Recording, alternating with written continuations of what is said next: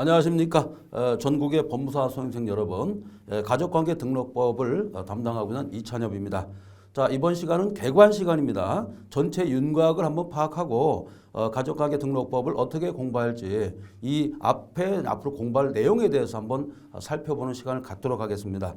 자, 가족관계 그 등록법은 자, 우리가 민법이라는 법이 있지 않습니까? 민법 속에 우리가 가족법이라는 게 있습니다. 이 가족법에 대한 어떤 절차법이다. 이렇게 보면 되겠습니다.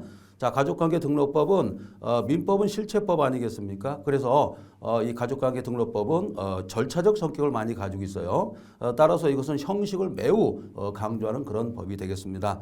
자, 우리 법무사 시험에서 특히 1차에서 가장 어렵다는 부분이 이 가족관계 등록법인데 이 가족관계 등록법은 이 법 자체에도 있지만 여러 가지 예규라든가 선례도 있습니다. 그래서 가족관계 등록법이죠. 자, 말은 이제 등록법이라고 되어 있는데 여기 속에는 여러 가지가 있어요. 이 가족관계 등록법 자체가 있고요. 자체가 있고 그 다음에 두 번째가 뭐냐면 예규가 또 있습니다. 예규. 그 다음에 이제 선례도 있죠. 선례. 이런 것이 상당히 많이 있습니다. 가족관계 등록법 자체는 이 강행 규정입니다. 이 법의 성격은 이제 강행 규정이다. 강행 규정이죠. 자, 이렇게 돼 있고 나머지 부분은 강행 즉 강제적인 성격을 갖지는 않지만 준강제적인 성격을 가지고 있어요. 준강제. 그러니까 이게 준강행적인 성격을 가지고 있다는 것은 뭐냐면 이 선례에 위반하면 안 된다는 것이죠. 물론 선례를 뒤엎는 경우도 있지만 대부분은 다 선례를 따라가고 있다 이렇게 볼 수 있어요. 그러니까 가족관계 등록법, 등록관계법이죠. 그러니까 관계법은 크게 이제 세 가지로 이제 나눌 수 있다는 겁니다. 이 등록법 자체가 있고 가족관계법, 그 다음에 우리가 선례라든가 예규 이런 것이 많이 등장합니다. 실제로 시험에서 예규와 선례를 물어보는 문제가 40% 이상 출제가 되고 있습니다. 이런 부분도 여러분들이 꼭 숙지를 해 주시기 바랍니다. 자, 법무사 시험에서 1차 때는 가장 어렵다는 것이 바로 가족관계 등록법이고 2차 때는 뭐가 어렵습니까? 바로 우리가 부동산 등기법이 되겠죠. 이 부분만 잘 우리가 극복하면은 우리가 시험에 합격하는데 아무런 지장이 없다. 이렇게 제가 확언을 드리고 싶습니다. 자, 그 다음에 전체 우리가 가족관계 등록법 자체는 어떻습니까? 총 8장으로 이루어져 있지만 우리 교재 편제는 어떻게 되어 있습니까? 교재 편제는 총 6편으로 이루어져 있습니다. 자, 이 가족관계 등록법 자체는 어떻습니까? 총 8장으로 이루어졌습니다. 8장. 자, 8장으로 이루어졌고 이 가족관계 등록법 자체는 1조부터 124조까지 되어 있어요. 자, 여기 1조에서 124조다. 이렇게 되어 있습니다. 제가 왜 이런 말씀을 드리냐면 법 자체를 물어보기도 합니다. 그래서 법 자체에서 많이 출제가 되고 있다. 법에서 출제가 많이 되고 있고 그 다음에 플러스 판례가 또 있습니다. 판례도 간혹가다 물어봅니다. 또한 이게 객관식 시험이기 때문에 기존에 나왔던 문제를 많이 응용을 하고 있다는 겁니다. 많이 응용을 하고 있기 때문에 조금만 제가 노력을 하면은 좋은 점수를 획득하는데 아무런 지장이 없어요. 자, 이것은 법의 편제가 이렇게 되어 있다는 것이고 법 편제 말고 바로 이 교재 편제는 어떻게 되어 있냐면 제1편에서는 총설 이렇게 되어 있어요. 자, 1편 총설 그렇게 되어 있죠. 총설. 자, 총설 부분이 있는데 총설 부분에서는 주로 어떤 걸 다루냐면요. 가족관계 등록 제도의 어떤 연역 같은 게 있죠. 연역이랄지 아니면은 뭡니까? 이 가족관계 등록 사무, 어떤 사무에 대한 전반적인 사항을 우리가 공부하도록 돼 있습니다. 그리고 등록부 등의 이제 공개 제도까지, 그러니까 공개 제도까지 이렇게 다루고 있어요. 총설 부분. 총설 부분이 매우 중요하겠죠. 가장 초석이 되는 부분이 총설 부분이 되겠습니다. 아시겠죠? 그 다음에 이제 두 번째는 등록사무 절차가 이렇게 되어 있죠. 두 번째는 등록사무 절차입니다. 등록사무 절차다 이렇게 되어 있죠. 아무래도 우리가 가족관계 등록법이기 때문에 어떤 절차가 매우 중요하다. 이것은 절차법이 아니겠습니까? 절차법이기 때문에 실체법이 아니에요. 그래서 어떤 형식을 매우 중요하고 절차에 위반하면은 위법이 되는 겁니다. 그래서 여기에는 출생신고부터 시작해가지고요. 아무래도 사람이 태어나는 게 가장 중요하잖아요. 그죠? 출생신고부터 시작해서 자 마지막에는 어떤 제도가 있냐면 국적의 취득 이렇게 되어 있죠. 국적 취득. 자 국적 취득 같은 건 어떻습니까? 이건 특허라고 볼 수 있죠.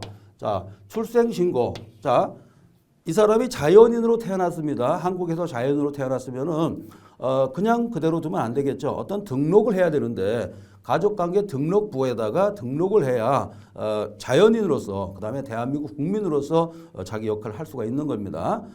또한 외국 사람이 말이죠. 한국의 국적을 취득함으로써 이때 한국의 가족관계 등록부에 어떤 절차를 통해서 등록하는가 이러한 부분에 대해서 살펴보는 이 과정이 바로 제2편에 나와 있는 과정이다. 이렇게 우리가 요약을 할 수가 있습니다. 자, 그 다음에 3편입니다. 3편은 다 국내에서 이루어지는 일도 있지만 외국, 국제와 관련된 요즘에는 글로벌 시대 아니겠습니까? 그러니까 국제가족관계 등록부를 우리가 공부합니다. 국제가족관계, 국제입니다. 가족관계 등록부. 여기에 대해서 우리가 살펴보지 않을 수가 없습니다. 즉 뭐냐면 내가 외국인인데 뭐 귀화한다든지 여러 가지가 있지 않습니까? 국제가족 등록 어떤 사무에 대한 전반적인 내용을 또 공부하고 그 다음에 이것도 총론과 강론으로 이루어져 있어요. 이 부분은 총론이 있고 그 다음에 두 번째가 강론이 있습니다. 이런 부분도 잘 살펴봐야겠습니다. 지금은 이 가족관계 등록 이 제도 여기에 대한 전반적인 우리 개관을 하는 중입니다. 이것을 알므로써 나중에 우리가 공부하는 데 매우 도움이 돼요.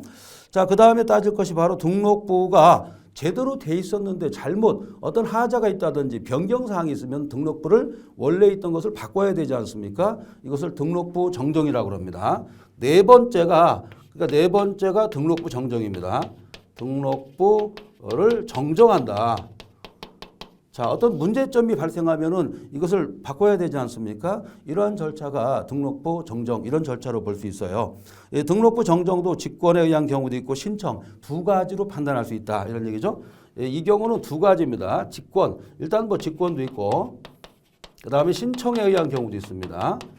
자, 여러분들이 공부할 때는 전체 윤곽을 파악하고 기본 내용을 숙지한 다음에 객관식 문제를 저와 함께 풀어보면 만점까지 가는 겁니다. 그럼 여러분들 어떤 일이 발생하겠습니까? 법무사 시험 합격하는 겁니다. 그래서 경쟁력 있는 인생을 살 수가 있습니다. 자, 그렇게 되고 그 다음에가 여기까지는 뭐냐면 가족관계 등록에 대한 기본 내용이에요. 그 다음에가 우리가 이제 5편이 되겠죠. 5편 같은 경우는 어떻습니까? 5편 여기다 좀 쓰겠습니다. 5편은 뭐냐면 이 가족관계 등록에 대한 어떤 비송 사건, 그죠? 비송, 가족관계 등록 비송에 대해서 공부합니다. 가족관계 등록 비송입니다. 이런 내용에 대해서 우리가 또 살펴보는 시간을 가져야 돼요. 자, 순서가 이렇게 되죠. 자, 기본적인 패턴, 그 다음에 국제적인 어떤 마인드를 또 갖느냐, 그 다음에 문제가 됐을 때 이것을 올바로 정정하느냐, 여기에 돼 있고, 그 다음에가 이 뭡니까? 가족관계 등록에 대한 어떤 비송에 대해서 우리가 살펴보는 시간을 또 가져야 돼요. 그 다음에가 이제 제6편이죠. 6편은 어떻게 됩니까? 여기다 좀 써보겠습니다. 6편. 6편은 가족관계 등록에 대한 이 가족관계 등록을 하면서 어떤 처분이 있을 거예요. 처분에 대한 어떤 불복이라든가, 그죠? 벌칙, 이 공부를 합니다. 처분에 대한